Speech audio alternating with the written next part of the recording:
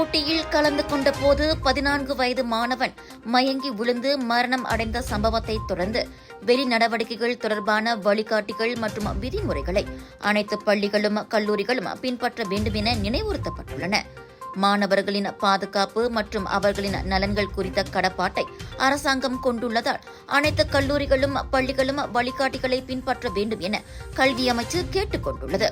கொலப்பிலா தொன்கு ஜஃபார் அறிவியல் இடைநிலைப் பள்ளியின் 2ஆம் படிவ மாணவன் நுக்மான் நவ்ஃபால் மருத்துவ சிகிச்சையை மேற்கொண்ட போது வெள்ளிக்கிழமையன்று மாவட்ட மருத்துவமனையில் மரணம் அடைந்தது தொடர்பில் கல்வி அமைச்சு ஆழ்ந்த அனுதாபத்தையும் தெரிவித்துக் கொண்டுள்ளது. இதர 700 மாணவர்களுடன் 7 கிலோமீட்டர் தூரத்தை ஓடி முடித்த பின் அந்த மாணவன் மயக்கம் அடைந்து கீழே விழுந்துள்ளான். பாதிக்கப்பட்ட மாணவரின் குடும்பத்தினரின் தனிப்பட்ட உரிமையை அனைத்து தரப்பினரும் மதிக்க வேண்டும் என கல்வி அமைச்சு கேட்டுக் கொண்டுள்ளது. அதேவேளையில் அந்த குடும்பத்திற்கு உடனடி உதவி வழங்கப்படும் என்றும் கல்வி அமைச்சு தெரிவித்திருக்கிறது. இருதய நோயினால் பாதிக்கப்பட்டிருந்த அந்த மாணவன் 2016ஆம் ஆண்டிலிருந்து தேசிய இருதய சிகிச்சை மையத்தில் சிகிச்சை பெற்று வந்ததாக இதற்கு முன் கோலாபிலா போலீஸ் துணைத் தலைவர் அன்வர் அப்துல் வஹாப் கூறியிருந்தார். இதனிடையே மாணவர்களின் உடல் நலத்தை பள்ளிகள் தெரிந்து கொள்ள வேண்டியது அவசியம் என ஜோஹர் கல்வி மற்றும் தகவல் துறைக்கான ஆட்சிக்குழு உறுப்பினர் அஸ்மான் தாமின் வலியுறுத்தியிருக்கின்றார்.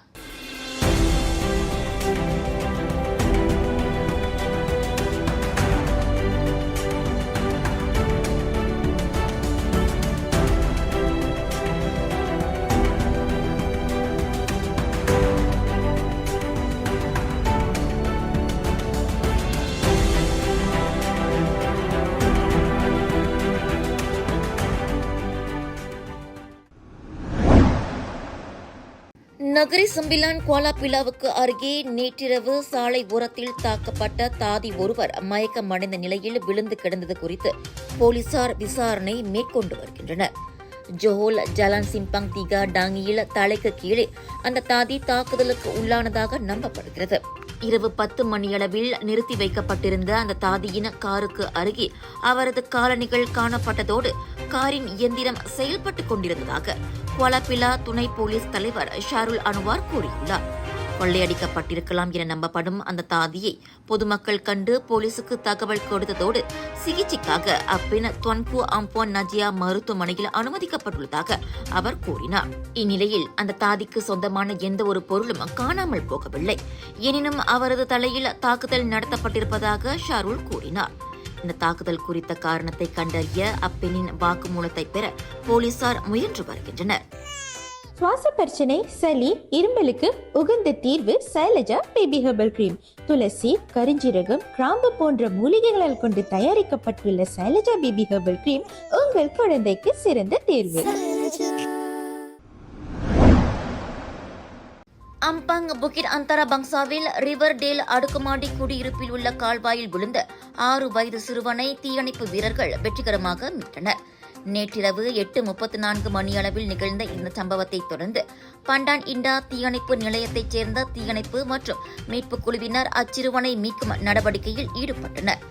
6 கொண்ட குழுவினர் 4.57 மீட்டர் ஆழமுள்ள கால்வாயில் தலையில் காயத்துடன் காணப்பட்ட அச்சிறுவனை பாதுகாப்புடன் மீட்டு சிகிச்சை மற்றும் மேல் நடவடிக்கைக்காக மருத்துவ அதிகாரிகளிடம் ஒப்படைத்தனர் என தீயணைப்புத்துறை வெளியிட்ட அறிக்கையில் தெரிவித்திருக்கிறது. ராஜயோகாவின் தனித்துவம் நிறைந்த ஓமம் தண்ணீர் சுப காரியங்களுக்கு உபயோகிக்க ராஜயோகாவின் பன்னீர், ராஜயோகாவின் சுத்தமான தேங்காய் எண்ணெய் மற்றும் ராஜயோகாவின் தரமான எள்ளிலிருந்து எடுக்கப்பட்ட சுத்தமான நல்லெண்ணெய், இவை அனைத்தும் உங்கள் ராஜயோகாவில். இது ஒரு சிம்லா மார்க்கெட்டிங் வெளியீடு.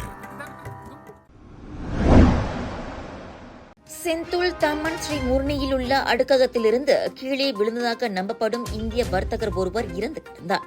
அதிகாலை 4 மணியளவில் பயங்கர சத்தம் வந்ததைத் தொடர்ந்து அதிர்ச்சி அடைந்த அந்த அடுக்குமாடி குடியிருப்பு வாசிகள் அங்குள்ள கார் நிறுத்துமிடத்தில் உள்ள கார் மீது ஆடவர் ஒருவரின் உடலைக் கண்டு அதிர்ச்சி அடைந்தனர். இச்சம்பவம் குறித்து அதிகாலை மணி 4:10 அளவில் தங்களுக்கு தகவல் கிடைத்ததாக செந்துல் மாவட்ட போலீஸ் தலைவர் அஹ்மத் சுக்கர்னோ மொஹமத் ஜஹாரி தெரிவித்தார். மரணம் அடைந்தவர் 48 வயது இந்திய பிரஜை என அடையாளம் கூறப்பட்டுள்ளது. அந்த ஆடவரின் மரணத்தில் எந்தவொரு குற்ற அம்சமும் இல்லை என்றும் அவ்வாடவரின் மரணம் திடீர் மரணமாக வகைப்படுத்தப்பட்டிருப்பதாக அஹ்மத் சுக்கர்னோ கூறியுள்ளார்.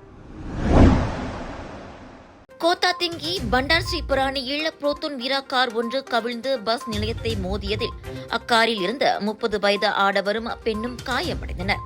அதிகாலை மணி 1:04 அளவில் ஏற்பட்ட அந்த விபத்து குறித்து தகவல் அறிந்ததும் விபத்து நிகழ்ந்த இடத்திற்கு கோத்தாத்திங்கி தீயணைப்பு மற்றும் மீட்பு நிலையத்தைச் சேர்ந்த குழுவினர் அனுப்பி வைக்கப்பட்டதாக அதன் பேச்சாளர் தெரிவித்திருக்கிறார். அந்த இருவரும் பஸ்ஸிலிருந்து வெளியேறுவதற்கு உதவிய தீயணைப்பு வீரர்கள் முதலுதவி வழங்கிய பின் அவர்கள் தீயணைப்பு நிலையத்தின் அவசர வாகனத்தில் மருத்துவமனைக்கு கொண்டு செல்லப்பட்டனர். ஐக்கிய அரபு சிற்றரசில் இவ்வார தொடக்கத்தில் பெய்த கடுமையான மழையை தொடர்ந்து ஏற்பட்ட வெள்ளத்தினால் பாதிக்கப்பட்டிருந்த துபாய் விமான நிறுவனம் மற்றும் அதன் துணை நிறுவனமான ஃப்ளை துபாய் விமானங்கள் மீண்டும் வழக்கமான சேவைக்கு திரும்பியுள்ளன. செவ்வாய்க்கிழமையன்று துபாய் நகர் புயல் தாக்குதலுக்கு உள்ளானதைத் தொடர்ந்து ஐக்கிய அரபு சிற்றரசிற்கு குறைந்தது 400 விமான சேவைகள் ரத்து செய்யப்பட்டு மற்றும் பல விமான சேவைகள் தாமதப்படுத்தப்பட்டதாக விமான நிறுவனத்தின் தலைவர் திம் கிளாக் வெளியிட்ட அறிக்கையில் கூறியுள்ளார்.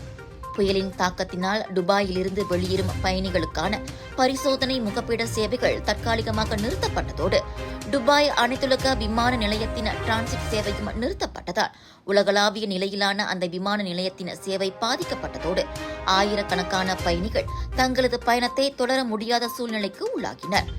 அந்த விமான நிலையத்தின் டாக்ஸி பாதைகளில் வெள்ளம் ஏற்பட்டதைத் தொடர்ந்து விமானங்கள் வேறு விமான நிலையத்திற்கு திருப்பிவிடப்பட்டதோடு பல விமான சேவைகள் தாமதப்படுத்தப்பட்டன. பாதிக்கப்பட்ட விமான பயணிகள் தங்குவதற்காக 12,000 ஹோட்டல் அறைகள் மற்றும் 2,50,000 உணவு வவுச்சர்களை எமிரேட்ஸ் விமான நிறுவனம் வழங்கியதாக கிளாக் தெரிவித்தார். துபாய் மற்றும் அபுதாபியில் சில சாலைகளில் இன்னமும் வெள்ள நீர் காணப்படுவதாகவும் அறிவிக்கப்பட்டிருக்கிறது.